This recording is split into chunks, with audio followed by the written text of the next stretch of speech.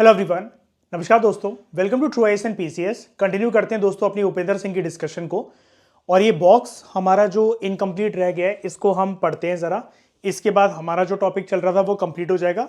फिर हम अगले लेक्चर से किसी फ्रेश टॉपिक के बारे में बात करेंगे, ठीक है। ये वाला जो टॉपिक है, जो बॉक्स आपकी उपेंद्र सिंह की बुक के अंदर गिवन है, this is given as primary sources. Bana Bhatta और उसकी रॉयल बायोग्राफी के बारे में यहाँ पर इंफॉर्मेशन जो है वो दी हुई है हमें, ठीक है। सबसे पहले बात करते हैं, बान भट्ट ने फेमस कौन सी बायोग्राफी लिखी थी और कौन से राजा के ऊपर।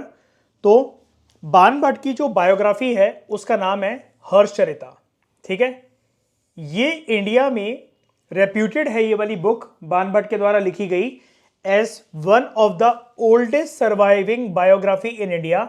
ये जो स्टेटमेंट है ना दोस्तों कि it is the oldest surviving biography in India, ये आपका किसी भी वनडे एग्जाम के अंदर क्वेश्चन बन सकता है डेफिनेटली, ठीक है।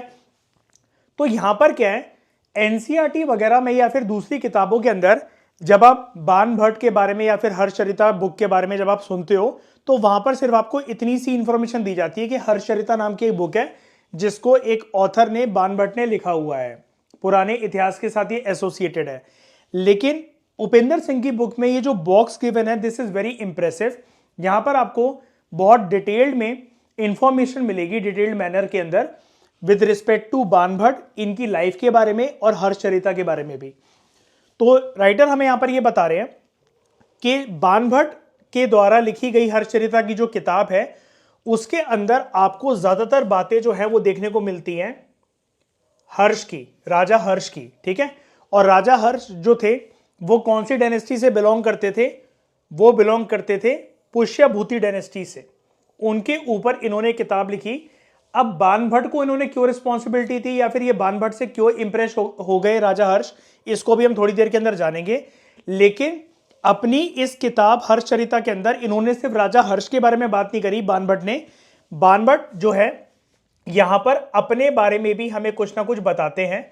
लेकिन हिस्टोरियंस का ऐसा मानना है, बान भट्ट ने हर्षचरिता की किताब में जो अपने बारे में इंफॉर्मेशन दी है वो इंफॉर्मेशन माइथिकल है, और जो राजा हर्ष के बारे में जो उन्होंने बातें कर रखी हैं वो थोड़ी सी बढ़ा चढ़ाकर जरूर कर रखी है, क्योंकि ऑब्वियसली बात है राजा हर्ष जो थे वो उनके पैटर्न थे, इनको सपोर्ट कर रहे थे। और मैंने आपको प्रीवियस लेक्चर में बताया था, जो भी पोएट होते थे, जो भी राइटर्स होते थे किसी राजा के दरबार की, जब वो शान होते थे तो वो बढ़ा चढ़ाकर अपने राजा के बारे में या फिर उनके खानदान के बारे में इंफॉर्मेशन इसलिए प्रेजेंट करते थे उनकी बायोग्राफी के अंदर, ताकि उनको अच्छा रिवॉर्ड मैकेनिज्म जो है वो मिल सके, ठीक है। तो ये तो कोई डाउट करने वाली बात नहीं है कि अगर राजा हर्ष के बारे में बान भट्ट अगर कोई बात प्रेजेंट अगर हमें करेंगे तो वो थोड़ी सी एग्जैजरेटेड बात होगी, बढ़ा चढ़ाकर बात होगी।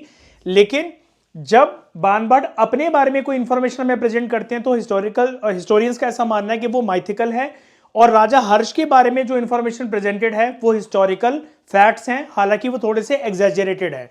तो यहां पर जो है बान भट्ट अपनी पेडिग्री के बारे में हमें बताते हैं। अब यहां पर पेडिग्री जो है उसका मतलब कुत्तों का फूड या कुत्तों का नाश्ता नहीं है जो पेडिग्री का पैकेट आता है। पेडिग्री का दोस्तों इंग्लिश मीनिंग होता है जब आप अपनी एंसेस्ट्री के बारे में बात करते हो, जब आप अपने खानदान के बारे में बात करते हो, उसको कहते हैं पेडिग्री। तो बान भट्ट हमें हर्षचरिता के अंदर अपने बारे में ये इंफॉर्मेशन बताते हैं कि इनकी फैमिली का जो ओरिजिन है that is associated with Vatsyayan branch of Bhargava Brahmin, ठीक है।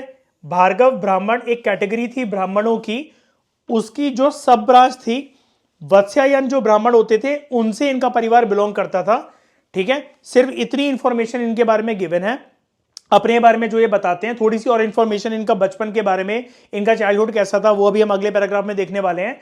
और लेटर पार्ट जो है यानी कि 80 to 90% जो हर्षचरिता बुक के अंदर बान भट्ट ने जो कहानी प्रेजेंट कर रखी है वो राजा हर्ष के बारे में कर रखी है, ठीक है। तो इसके अलावा हम कुछ और बातें जानते हैं इस बुक के बारे में, हर्षचरिता के बारे में। तो बान भट्ट जो थे, शॉर्ट में दोस्तों यहां पर बान लिखा हुआ है तो आप बान भट्ट भी कह सकते हो, बान भी कह सकते हो, ठीक है। तो बान जो थे उनका जो जन्म है वो प्रीतिकूट में हुआ था। अब प्रीतिकूट क्या है? ये एक ब्राह्मणों को गांव था, कहां पर? कान्यकुब्ज एरिया में। ब्राह्मणों की एक कैटेगरी भी होती है दोस्तों, कान्यकुब्ज जो ब्राह्मण होते हैं, तो कान्यकुच एरिया जो था वहां पर एक ब्राह्मण विलेज था जिसका नाम था प्रीतिकूट, ये वहां से बिलोंग करते थे। और ये गांव बहुत ज्यादा फेमस था। प्रीतिकूट नाम का जो ये ब्राह्मणों का जो गांव था ये बहुत फेमस माना जाता था फॉर लर्निंग। और यहाँ पर जो रहने वाले जो लोग थे वो काफी पढ़े लिखे थे, शास्त्र वगैरह जो थे उनको काफी अच्छे से लर्न थे, इसलिए रेप्यूटेड विलेज था। इनकी मदर जो हैं उनका नाम था राजा देवी। ये अभी सारी बातें दोस्तों बाणभट्ट के बारे में हो रही है, ना कि राजा हर्ष के बारे में। तो बाणभट्ट की जो माता जी जो थी उनका नाम था राजा देवी। तो वो मर गई थी जब बाणभट्ट बहुत छोटे थे और उनको उनके फादर ने जो है वो रेज करा था, ठीक है। लेकिन उनके पिताजी का भी देहांत हो गया था जब बाणभट्ट 14 साल के थे। बाणभट्ट को बचपन में एक बहुत ही ज्यादा इलस्ट्रस टीचर ने पढ़ाया था जो कि बहुत ज्ञानी टीचर थे, और उनके टीचर का नाम भी हमें बाणभट्ट की हर्षचरिता किताब के अंदर जानने को मिलता है। उनके टीचर का नाम था भारचू, ठीक है। तो जब बाणभट्ट छोटे थे वो ट्रैवल करना बहुत पसंद करते थे। माताजी उनकी थी नहीं, पिताजी का देहांत जो है हो गया था जब वो 14 साल के थे। माताजी जब वो बहुत छोटे थे तभी चल बसी थी। तो ये ट्रैवल करना बहुत पसंद थे। इनका ये मानना था कि असली जो ज्ञान है वो दुनियादारी में अपने आप को पुट करने के बाद ज्यादा ज्ञान हमें मिलता है, जब हम रियल लाइफ एक्सपीरियंसेस जो हैं उसको सीख करते हैं। तो ये बहुत ज्यादा ट्रैवल करते हैं अपने जीवन काल में, ठीक है। और ट्रैवल किसके साथ करते हैं?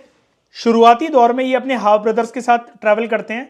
अब दोस्तों हमें ऊपर नहीं बताया गया कि जब इनकी माताजी का देहांत हो गया था तो इनके पिताजी ने दूसरी शादी करी थी कि नहीं करी थी, लेकिन जब यहां पर वर्ड आता है हाफ ब्रदर तब हम मान सकते हैं कि इनके पिताजी ने इनकी माताजी के देहांत के बाद दूसरी शादी करी होगी।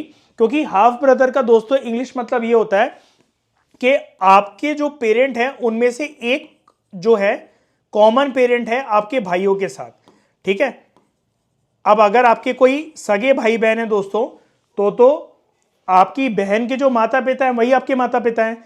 लेकिन when it comes to half brother या हाफ सिस्टर तो यानी कि उनका एक पेरेंट कॉमन है।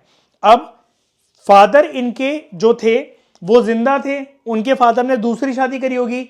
दूसरी शादी से जो उनको बच्चे हुए तो बाणभट्ट के वो हाफ ब्रदर्स कहलाएंगे। तो डेफिनेटली इनके फादर ने दूसरी शादी करी होगी। तो शुरुआती दौर में इन्होंने ट्रैवल करा अपने हाफ ब्रदर्स के साथ, ठीक है, अपने भाइयों के साथ। और बाद में ये ग्रुप ऑफ लोगों के साथ ट्रैवल करना पसंद करते थे जिनकी रेपुटेशन जो थी काफी हाई थी इनके एरिया में। एंटाउच का मतलब दोस्तों ये होता है, या फिर आप इसको प्रोनाउंसिएशन में ऑनटूज भी कह सकते हो। इसका मतलब ये होता है कि कुछ ऐसे लोगों का ग्रुप, कुछ ऐसे लोगों का झुंड जो कि एक जगह पर ट्रैवल करते हैं, एक जगह से दूसरे का ट्रैवल करते हैं, और उनके साथ अगर आप मर्ज हो जाओ, मिक्स हो जाओ उस ग्रुप में, अगर वो आपको शामिल कर लें तो उससे आपकी रेपुटेशन भी बढ़ जाएगी क्योंकि वो काफी रेप्यूटेड लोग माने जाते हैं। तो उस ग्रुप में जहां पर ये एक ग्रुप जो था वो ट्रैवल करता था, जहां पर बाणभट्ट भी आगे जाकर शामिल हो गए इनके साथ ट्रैवल करने के लिए। उसमें कौन कौन होता था?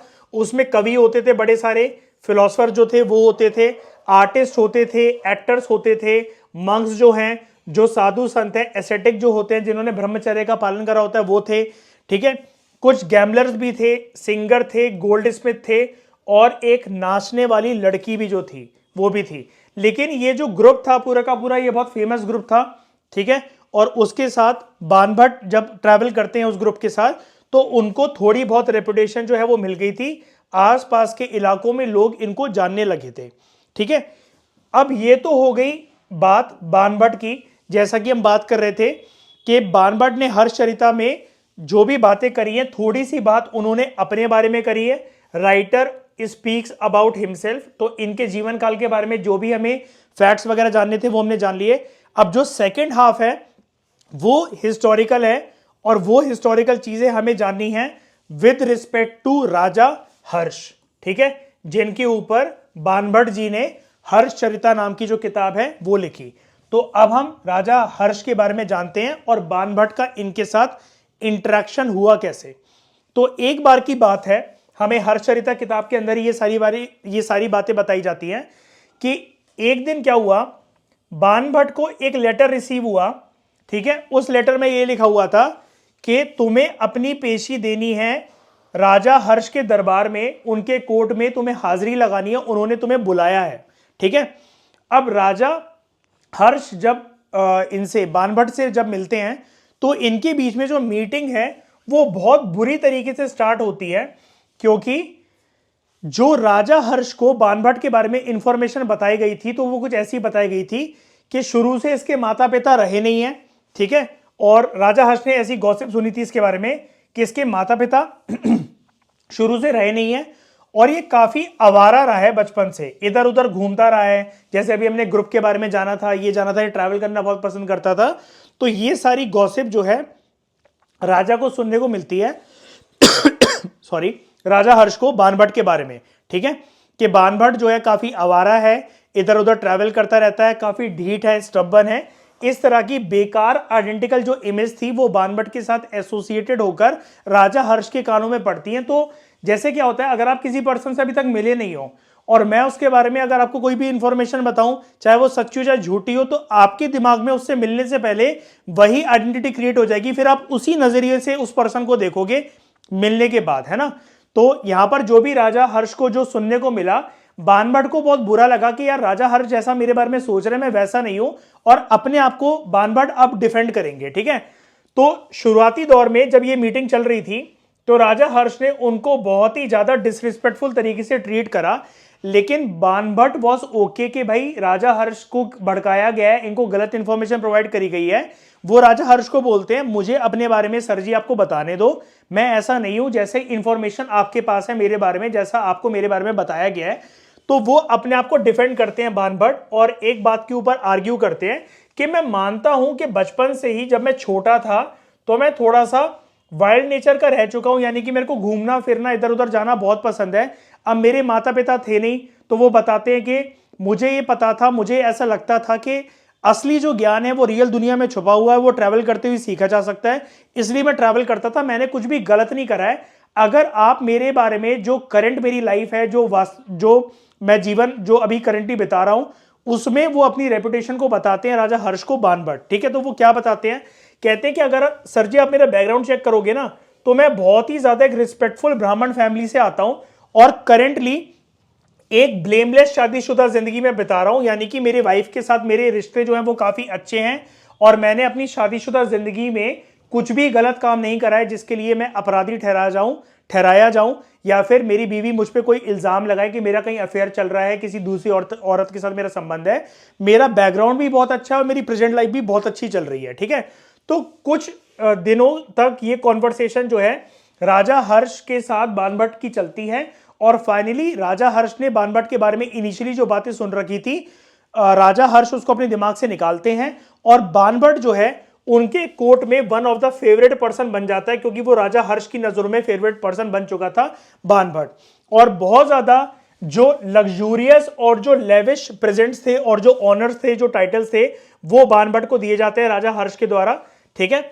और इसी से खुश होकर राजा हर्ष बाणभट्ट को एक रिस्पॉन्सिबिलिटी देते हैं कि तुम मेरे बारे में एक बायोग्राफी लिखो, और बाणभट्ट फाइनली डिसाइड करते हैं कि ठीक है, राजा हर्ष ने मुझे रिस्पॉन्सिबिलिटी दी है, मैं इस रिस्पॉन्सिबिलिटी को बखूबी तरीके से निभाऊंगा। और फाइनली बाणभट्ट लिखते हैं हर्षचरिता, जिसमें वो बहुत एक बड़ा चढ़ाकर, मतलब राजा की तारीफ करने के लिए, क्योंकि वो उसके पैटर्न थे, वो उसको सपोर्ट देते थे, उनको लाइब्रेरी दी होगी, लोग दिए होंगे, जो भी रॉ मटेरियल लेकर आना है उस बुक को लिखने के लिए, चाहे वो पन्ने हैं, किताब है, मैन्युस्क्रिप्ट है, कागज है, कलम है, कुछ भी है, तो पूरा का पूरा एक पर्सनल स्पेस है, एक पर्सनल जगह जो देनी है ताकि शांति से लिखकर वो सारी चीजें समझकर जो बाणभट्ट है वो लिख सके हर्षचरिता एज अ किताब के ऊपर। तो उसमें काफी ज्यादा वो तारीफ करते हैं राजा हर्ष की, ठीक है। इसके अलावा जैसे ये जो टॉपिक दोस्तों हमारा चल रहा है, इसमें हमें ये बताया गया कि बाणभट्ट ने हर्षचरिता लिखी, लेकिन इसके अलावा इन्होंने एक प्रोज भी लिखा था। प्रोज क्या होता है, एक शॉर्ट स्टोरी है, लॉन्ग स्टोरी, जो कि पोइट्री नहीं होती है। आप एक बात याद रखना कि प्रोज जो होती है वो कविता नहीं होती है, इट इज नॉट पोइट्री, ठीक है। वो एक कहानी होती है, छोटी नरेशन की हो सकती है, बड़ी नरेशन की हो सकती है। तो बाणभट्ट ने हर्षचरिता तो लिखी, लेकिन इसके अलावा एक रोमांटिक स्टोरी भी लिखी थी और उसका नाम था कदंबरी। ये एक यूनिक फैक्ट है दोस्तों, इसको याद रखना आप लोग, ठीक है। अब क्या होता है, जो बाणभट्ट है वो ये डिस्क्राइब करते हैं कि जो हर्षचरिता जो मैंने एक किताब लिखी, वो उसको एक कैटेगराइजेशन देते हैं। अब ये कैटेगराइजेशन सिर्फ आप एक बार के लिए लर्न कर लेना, आपको डीपली इसको डिग इन नहीं करना है, क्योंकि उस जमाने के अंदर हो सकता है कि लिटरेरी वर्क्स की बहुत सारी क्लासिफिकेशन होती हो। तो बानभट्ट अपने वर्क के अंदर हर्षचरिता के अंदर ये बताते हैं कि हर्षचरिता को मैंने एक कैटेगराइजेशन दे रखी है विच इज नोन एज आख्यायिका, ठीक है, which is a genre of text related to इतिहास ट्रेडिशन। यानी कि कैटेगराइजेशन है कि जो इतिहास ट्रेडिशन के अंदर, कैटेगराइजेशन के अंदर जो किताबें लिखी जाती थी उसके अंदर एक कैटेगराइजेशन थी आख्यायिका। तो मैं हर्षचरिता को इस कैटेगरी में पुट करता हूं, ऐसा बानभट्ट हमें अपने वर्क में बताते हैं, ठीक है। अब यहां पर क्या है, ये जो बायोग्राफी जो लिखी गई राजा हर्ष के ऊपर, इसको जो सिलेक्ट करा गया और जो नरेट करा गया वो टोटली लिटरेरी और एस्थेटिक पर्सपेक्टिव से बानभट्ट ने लिखा। यहां पर जो डिस्क्रिप्शंस जो बानभट्ट ने राजा हर्ष के बारे में दी वो काफी डिटेल्ड मैनर में दी। ऑब्वियसली बात है, जब रिस्पॉन्सिबिलिटी दे रखी है कि भाई बायोग्राफी लिखो, तो जितनी इंफॉर्मेशन बानभट्ट को मिल सकी राजा हर्ष के बारे में उन्होंने वो अपनी बुक के अंदर लिखी, ठीक है। और यहां पर एक कुछ कुछ हंसी मजाक के फ्लेवर्स भी हमें इनकी किताब के अंदर, हर्षचरिता के अंदर देखने को मिल जाते हैं। It also shows a touch of humour, ठीक है। तो इसको लिखते हुए बानभट्ट की स्किल्स जो हैं वो काफी काबिले तारीफ है। अगर मतलब कहने का मतलब ये राइटर का कि अगर आप हर्षचरिता को पढ़ोगे तो आपको पता लगेगा कि बानभट्ट जो है वो कोई ऐसा फालतू राइटर नहीं था, उसके पास अच्छा खासा ज्ञान था, लिखने की एक समझ थी, एक स्टाइल ऑफ राइटिंग था उसका, और बहुत सारी जगह पर वो कहानी में ह्यूमरस एलिमेंट भी डालता है जिससे पढ़ने वालों के चेहरे पर स्माइल आ जाती है ऑटोमेटिकली। और ये एक संस्कृत के अंदर लिखी गई एक प्रोज थी, एक कहानी थी। और प्रोज अभी मैंने आपको बताया, prose is something which is not poetry, ठीक है। तो जनरली हमें राइटर ये बता रहे हैं कि जो रॉयल बुक्स जो लिखी जाती थी, जो रॉयल बायोग्राफीज लिखी जाती थी, वो काफी लंबी होती थी, प्रेजवर्दी होती थी, राजा रानियों के बारे में तारीफ करने वाली, ठीक है। और स्पेशली राजा की छवि को बहुत बड़ा चढ़ाकर बताया जाता था, एग्जैजरेट करा जाता था। तो सेम काम बानभट्ट ने भी राजा हर्ष के बारे में करा। अब यहां पर एक सेंटेंस गिवन है हमें जो कि बानभट्ट की हर्षचरिता बुक से लिया गया है, इंग्लिश में ट्रांसलेट करते हुए, क्योंकि ओरिजिनल बुक तो संस्कृत के अंदर लिखी गई है। तो यहां पर आप जानोगे कि कैसे बानभट्ट ने राजा हर्ष के बारे में बढ़ा चढ़ाकर बातें कर रखी है। तो बानभट्ट बोलते हैं अपनी बुक के अंदर, हर्षचरिता के अंदर, कि राजा हर्ष जो है वो गद्दी पर शुरू में विराजमान होने के लिए, बैठने के लिए तैयार नहीं था, उसको एम्ब्रेस करा गया था by goddess of royal prosperity, यानी कि देवी देवताओं का आशीर्वाद उसके ऊपर था। और यहां पर देवी की बात करी जा रही है, देवी ऑफ रॉयल प्रॉस्पेरिटी, यानी कि एक तरीके से, मतलब मैं इसको क्लेम नहीं कर रहा हूं लेकिन एक बात बता रहा हूं, जैसे इनकी जो कुलदेवी होंगी एक तरीके से महालक्ष्मी मां, तो वो ये कह रहे हैं कि उस प्रकार की गॉडेस ने राजा हर्ष को चुना गद्दी पर बैठने के लिए और जनता की भलाई करने के लिए। और एम्ब्रेस का मतलब होता है जब आप किसी को बाहों में भर लेते हो अपने बच्चे की तरह। तो हमें बानभट्ट ये बताते हैं कि जो राजा हर्ष है उनको चुना गया था by goddess of royal prosperity, जिन्होंने उनको अपने बच्चे की तरह अपने आर्म्स में थमाया, ठीक है। और उनकी पूरी बॉडी पर, उनके लिम्स पर रॉयल मार्क्स दिए कि मैंने तुम्हें ही चुन रखा है इस जगह पर रूल करने के लिए, ताकि जनता की भलाई तुम कर सको।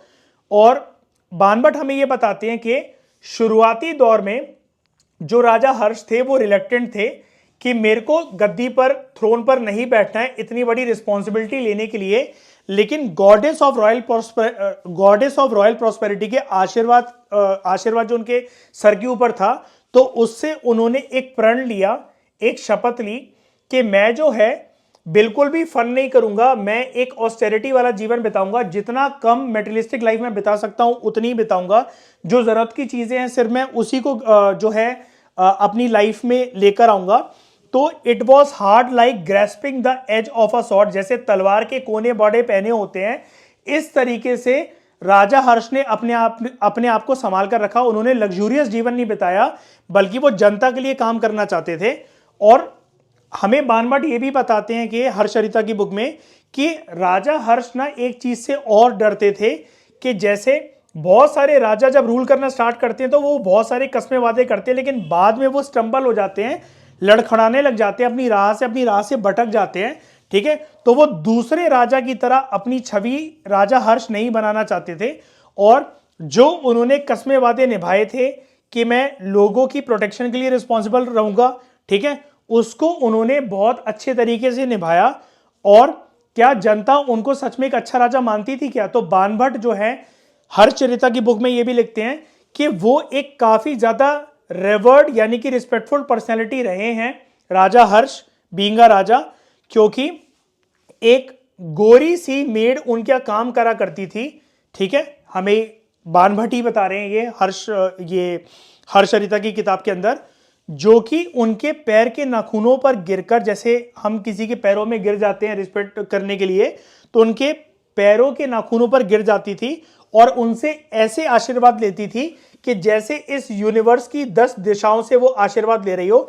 10 दिशाएं मतलब क्या? 10 उंगलियां पैर की, 10 नाखून उस पे होते हैं, तो वो सभी उंगलियों को माथे से लगाती थी। जिस प्रकार से आप किसी पर्सनैलिटी को एक बहुत रिस्पेक्टफुल तरीके से देखते हो, उसको इम्पर्सोनेट करने की कोशिश करते हो। इम्पर्सोनेट का मतलब होता है कॉपी करना किसी को, क्योंकि आप उससे बहुत ज्यादा हाईली इंप्रेस्ड हो, ठीक है।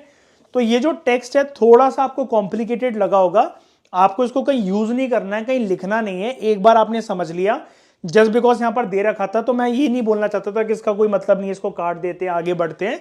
एक बार के लिए मैंने आपको बता दिया। इंग्लिश में मानता हूं यहां पर काफी ज्यादा टफ है, लेकिन अगर आपने मेरी बातों को ध्यान से सुना होगा तो आपको इतना तो एटलीस्ट समझ में आ गया होगा कि बाणभट्ट अपनी किताब हर्षचरिता के अंदर बड़ा चढ़ाकर एग्जैजरेटेड वे में तारीफ कर रहे हैं, कि वो ये बोल रहे हैं कि गॉडेस ऑफ रॉयल प्रॉस्पेरिटी के आशीर्वाद की बदौलत, उनका जो हाथ उनके सर पर था राजा हर्ष के सर के ऊपर, उसकी वजह से वो गद्दी पर आने के लिए बैठते हैं, वो प्रण लेते हैं, अपने जो मतलब सारी जो इच्छाएं हैं उसको बिल्कुल ऐसे पकड़कर रखते हैं जैसे तलवार के दो जो कोने होते हैं बहुत पहने, उनको उनको मतलब राजा हर्ष ने उनको पकड़कर रखा हो, और वो दूसरे राजा की तरह अपने पाथ से डगमगाना नहीं चाहते थे।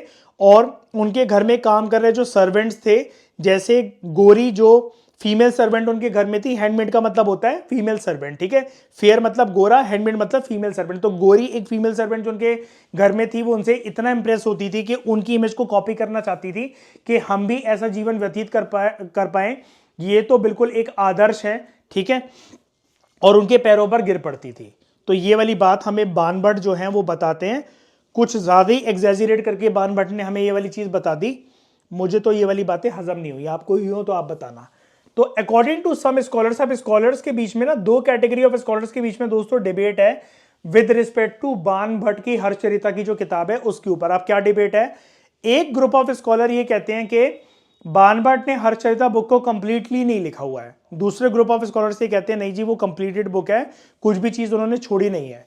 तो एक ग्रुप ऑफ स्कॉलर्स ये कहते हैं कि जो हर्षचरिता की जो किताब है दोस्तों वो इनकम्प्लीट है। क्यों है वो इनकम्प्लीट? बिकॉज यहां पर एक कहानी बताई जाती है कि राजा हर्ष की एक बहन थी जिसका नाम था राजेश्री।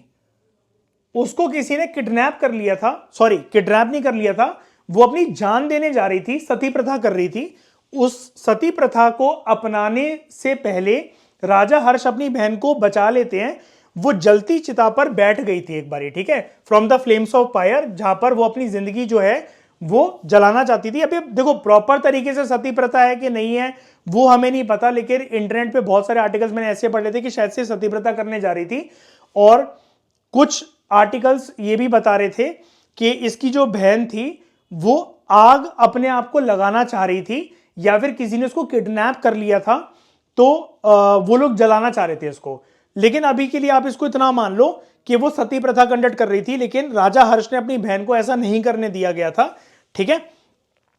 और यहां पर जो बात है मतलब एक जो ग्रुप ऑफ स्कॉलर्स हमें ये बता रहे हैं कि ये स्टोरी बाणभट्ट की हर्षचरिता इसलिए इनकम्प्लीट है क्योंकि इसके अंदर जब राजा हर्ष अपनी बहन को छुड़ा लेते हैं, सती प्रथा से करने से बचा लेते हैं, और जब वो गद्दी पर विराजमान हो जाते हैं थानेसर और कन्नौज की गद्दी पर जो जब वो बैठ जाते हैं, उसके बाद ये कहानी खत्म हो जाती है। लेकिन एक इंडियन हिस्टोरियन है जिनका नाम है वीएस पाठक, वो ये आर्ग्यू करते हैं कि नहीं भाई, दूसरे स्कॉलर्स ने शायद से इसको पूरा नहीं पढ़ा है, अच्छे से समझा नहीं है, ये वर्क कंप्लीट है, कुछ भी अधूरा नहीं है, क्योंकि यहां पर 5 हमें बहुत वेल डिफाइंड थीम्स देखने को मिलती हैं, स्टेजेस हैं इस बुक के अंदर, और वो जो 5 स्टेजेस हैं वो टोटली तरीके से शुरुआत से लेकर अंत तक हर्षचरिता की बुक को खत्म करती है। तो वीएस पाठक हमें बताते हैं कि हमें हर्षचरिता की किताब के अंदर बाण भट्ट ने अच्छी एक बिगिनिंग दी है, हमें एफर्ट दिखाया है राजा हर्ष का, ठीक है। Hope of achieving the end जो है वो है इसके अंदर, there is certainty of success, ठीक है।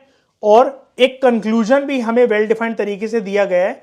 तो अब दोस्तों स्कॉलर्स ने या हिस्टोरियंस ने क्या पढ़ा है और क्या इंटरप्रिटेशन निकाली है वो तो वही जाने, हमें तो एग्जाम निकालना है अपना स्टेट पीएससी, यूपीएससी का, यूजीसी नेट का या वेरियस एग्जाम जिसके लिए आप इस बुक को रेफर कर रहे हो। हमें कोई हर्षचरिता पढ़नी तो है नहीं। तो इस वाले पैराग्राफ में सिर्फ एक एनालिसिस है, ये भी आपको कहीं यूज करने को नहीं मिलेगी, ठीक है। तो जो हम इसकी बहन के बारे में बात कर रहे थे राजा हर्ष की, तो उसके बारे में कुछ इंफॉर्मेशन गिवन है। इसकी बहन का नाम जैसा कि मैंने अभी आपको बताया वो था राजश्री। राजश्री राजा हर्ष की बहन थी, ठीक है, लेकिन उसका नाम जो है वो सजेस्ट करता है समथिंग रिलेटेड टू रॉयल्टी, ठीक है, क्योंकि जैसे आप यहां पर देख पा रहे हो राजश्री, ठीक है, something related to royal thing, royal glory.